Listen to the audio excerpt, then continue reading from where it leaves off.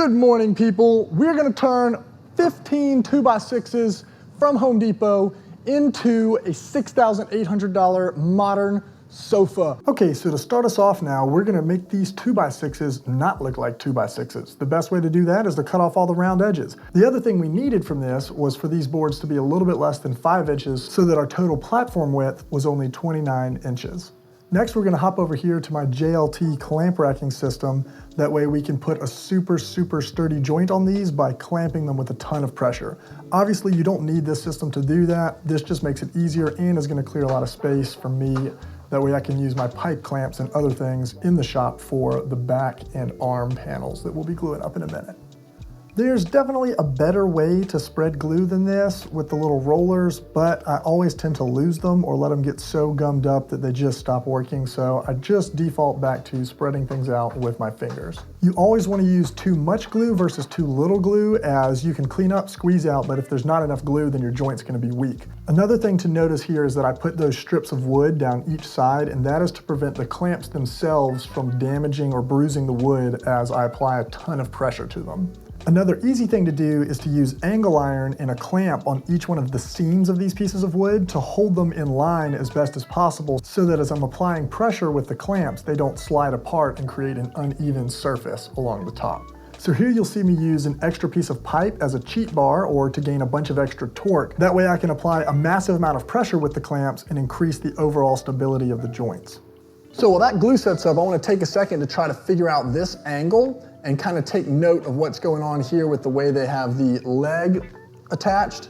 I also want to take note of the fact that this thing has been bought at least 14 times with a 4-star review, and we're going to kind of identify, I believe, some of the issues that people are having with their 1-star reviews.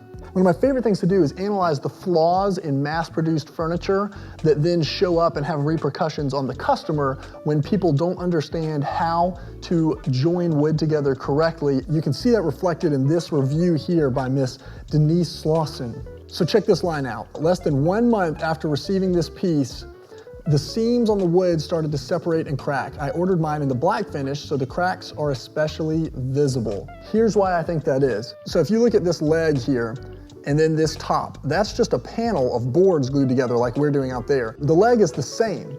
So if this is attached solidly to that, when this top wood shrinks, which I believe is what happened to Denise's piece, these pieces of wood are forced based on whatever this company used to hold them on. I don't know if they use some kind of metal hardware or anything. It doesn't matter. This wood is not gonna shrink linearly because the grain is running right to left. This wood is gonna shrink widthwise, but if it's held in place in multiple different places, then this wood can only shrink around those pins or whatever they're using to hold that leg there, which means functionally that this top is gonna split toward those pieces because it's gonna have to pull apart, and that's what she's seeing. Also, we don't know what kind of glue or anything like that they used. A way around that would be to use a better joint, such as perhaps a dovetail joint that extended the entire length of this leg all the way to the front and back. To me, I'm not super concerned if that panel we're joining together out there shrinks and causes cracks because the sun is gonna do that anyways where this thing is going. So we're gonna hop back over here on the table saw and try to make those 2 back panels as well and figure out that angle that we want the back to sit at. Well, I forgot to turn on the camera, so instead, here I am cutting them to length, and now we're gonna jump over to where I'm gluing them together. So for these 2 pieces, I'm actually gluing them a little bit bigger than they need to be, and then I'll trim them to what will fit. But essentially, to fit the backs for the cushions I have, I just need the back height, which is also the arm height of this couch. I need them to be just around 20 inches tall. If they were any taller, I think they would look a little bit goofy, and if they're any shorter, then they're not comfortable. I thought this was a pretty good balance of the 2 myself. At this stage, it was time to take the panel off of the JLT rack and move it over to a work table so that we could trim it up to the length we needed for the final product. We trim off one end here so we can get an accurate measurement, and then, in an effort to actually fit my space, we're gonna do it a little bit smaller than in the picture, although they do have size options as well online. So we're gonna come in 5 inches, and that's actually where the interior of the arm is gonna be on that side. Then we're gonna come down a full 73 inches. That's gonna leave us with 68 total inches remaining for our seat and our table. Then we'll use the poor man's track saw here again to cut this nice straight line, and voila, over to the router table.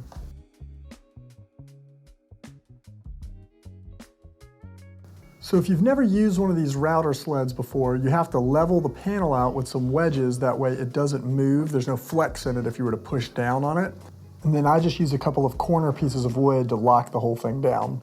Now, the magic in these things is that once you set the height for the router bit there, you pretty much are just functioning as a giant planer, and it really does not take that long if you have a pretty big bit. This one's not huge, I think it's 1.5 inches that I'm using, but it gets the job done in about 30 minutes or so, although that can be sped up if you don't do as sloppy a job of gluing as I did. Router sleds like this kick up a massive amount of chips and shavings and dust, and so you're always gonna wanna wear a respirator, as well as have much better or more adequate dust collection hooked up when you do it, or be outside. This table is very new to me, so I haven't hooked up the dust collection I'm holding in my hand right now to it yet. There are lots of versions of this sled that you can buy or make, as they're not that hard to make, but this is the Crafted Elements one, and it performs super well. Okay, so now for this part, I'm gonna take this extra piece of panel that we cut off originally, and we're gonna turn that into the legs by cutting 2 11-inch by 30-inch strips out of it on the table saw. Another instance of forgetting to turn on the camera. Anyways, I'm taking the 2 pieces I just cut on the table saw and planing them down so that I don't have to do any or much sanding to them at all. At this stage, I'm gonna measure out where I want the legs to attach. So I went with 5 inches in from the end, as I thought that looked the best, and then 1 inch over from the sides. I then made a mark where I wanted each of the 1/2 inch Forstner bit holes to be, as I was gonna put a screw in the bottom of that and then plug it with a dowel on top. Then, after making the same marks on the bottom, I put a bunch of glue on the legs and I clamped them down to hold them in place. That way I could then flip the entire panel over and put the screws in back through the top. When doing something like this, I always like to put the screw in the middle in first. That way it will pull the cup out of the entire panel. I then took the back and the arm panels and I trimmed those to the size I wanted, giving the back a 10-degree angle, as I felt that was very comfortable without being too laid back or sitting too far forward. I then got out the sander and decided to go ahead and sand these all the way down to the grit that I wanted, which was only 100 grit. That way I didn't have to do it once the whole piece was attached together. After again slathering the bottom with glue of both of these panels, I then placed it on the same 5-inch line as the legs so that those would line up perfectly, and then I clamped that down as well so that I could then come back and put some screws in. You'll see I stuck the screws in here, put one in, realized it was ripping the wood, so I came back and countersunk those screws in there. To attach the back, I pretty much did the same process with glue on the bottom, except that then after I lined everything up, I put a little screw up here just to hold that piece in place and make my life a lot easier. Then adding the clamp, also for support, I measured to make sure that the back was actually straight across the back.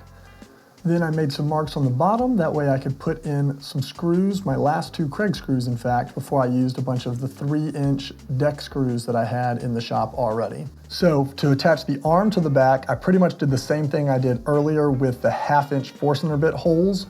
That way I could put a screw into each one of those and then come back over those with a dowel. That way no hardware would be exposed.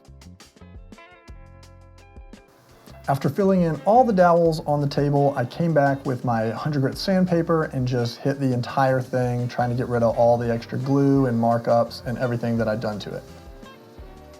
Now on to my least favorite part, which is using any kind of finish ever. I can't stand putting finishes on things, but for this project I used an antique white because that's what my wife requested, and so I just smeared it on with a little sponge and then came back and wiped most of it off to give it kind of an off-white whitewash type look. And then I took the ultimate lazy route and got spray-on spar urethane, as that seemed to be the simplest thing to apply, and since this was not going to be in direct sunlight for much of the day, I figured it would be fine. All done. It's really quite an easy project to do. The only thing I would really change at this point is probably the cushion color, as the gray and the whitewash don't super go well together, although it doesn't look terrible, but let me know what you think. Also, if you want to like and subscribe, that would be super awesome if you think I've earned it. Otherwise, don't do it. If you hate it, let me know in the comments. But one question I'm really curious about is what style are most people into these days?